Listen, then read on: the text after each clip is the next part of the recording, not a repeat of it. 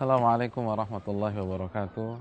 Alhamdulillah wassalatu wassalamu ala rasulillah wa ala alihi wa sahbihi wa man wala wa ba'd. Saudaraku yang dirahmati oleh Allah subhanahu wa ta'ala, Nabi kita sallallahu alaihi wasallam kana yukthir Allahumma ya muqallibal qulub tsabbit qalbi ala dinik. Nabi kita sallallahu alaihi wasallam itu sering kali membaca sebuah doa yang berbunyi, ya muqallibal qulub, wahai zat yang membolak-balikan hati, tsabbit qalbi ala dinik, kokohkanlah hatiku di atas agamamu. Para sahabat Nabi kita sallallahu alaihi wasallam ketika mendengar Nabi mereka sering kali membaca, wahai zat yang membolak-balikan hati, kokohkanlah hatiku di atas agamamu, memberanikan diri bertanya kepada Nabi kita sallallahu alaihi wasallam.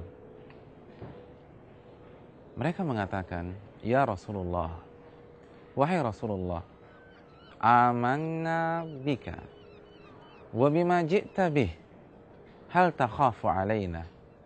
Ya Rasulullah, kami sudah beriman kepada engkau dan kami beriman dengan ajaran yang engkau bawa. Apakah engkau masih mengkhawatirkan kami?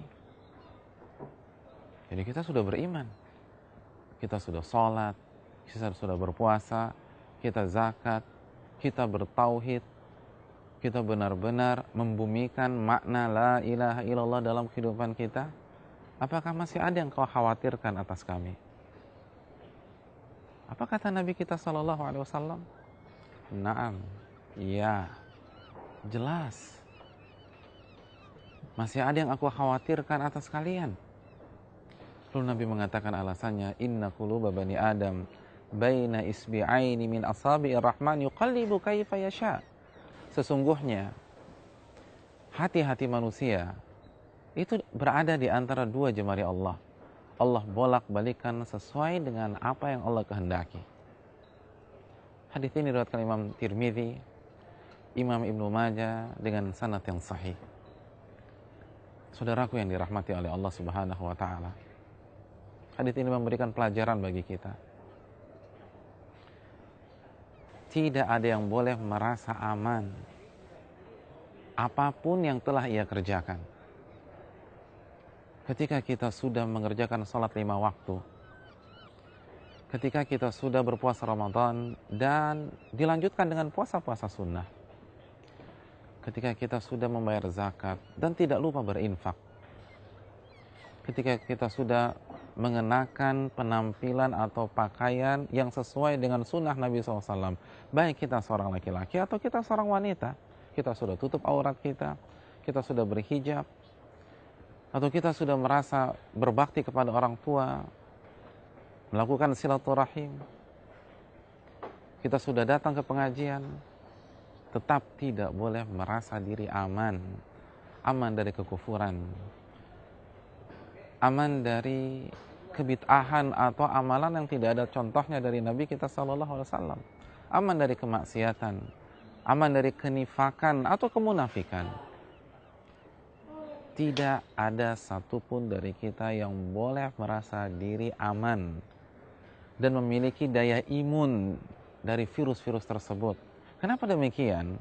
Karena kalau ada orang yang mendapatkan posisi dan zona aman tersebut, maka orang-orang tersebut adalah Abu Bakar As-Siddiq, Umar bin Khattab, Utsman bin Affan, Ali bin Abi Thalib, Abu Hurairah, Abdurrahman bin Auf, dan para sahabat-sahabat yang lain.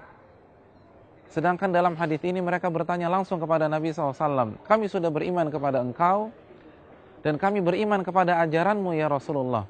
Apakah engkau masih mengkhawatirkan kami? Dan Nabi menyatakan, ya.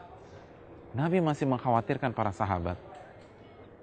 Nabi masih mengkhawatirkan generasi terbaik, generasi yang dikatakan oleh Nabi kita SAW, khairun nasi qarni, sebaik-baik manusia itu generasiku. Kalau mereka masih dikhawatirkan, maka tidak ada yang boleh dari kita merasa aman sampai kita benar-benar berpisah dengan dunia. Ini pelajaran bagi kita. Oleh karena itu, marilah kita meneladani Nabi kita sallallahu alaihi wasallam.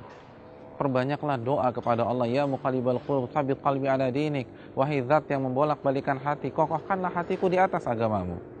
Perbanyak doa ini sebagaimana Nabi memperbanyak doa tersebut. Kalau ada orang yang boleh mencukupkan diri dan tidak berdoa kepada Allah, meminta kekokohan, meminta keistiqomahan, maka orang itu adalah Rasulullah sallallahu alaihi wasallam. Tapi lihat bagaimana adab Nabi dengan Allah Subhanahu wa taala. Bagaimana sikap Nabi? Beliau selalu berdoa dan memperbanyak doa, ya muqallibal qulub tsabbit qalbi ala dinik. Wahai zat yang membolak-balikan hati, kokohkanlah hatiku di atas agamamu. Saudaraku yang dirahmati oleh Allah Subhanahu wa taala, maka perbanyak doa ini di dalam sujud-sujud kita. Di antara azan dan qomat, di malam-malam kita, atau sepertiga malam terakhir,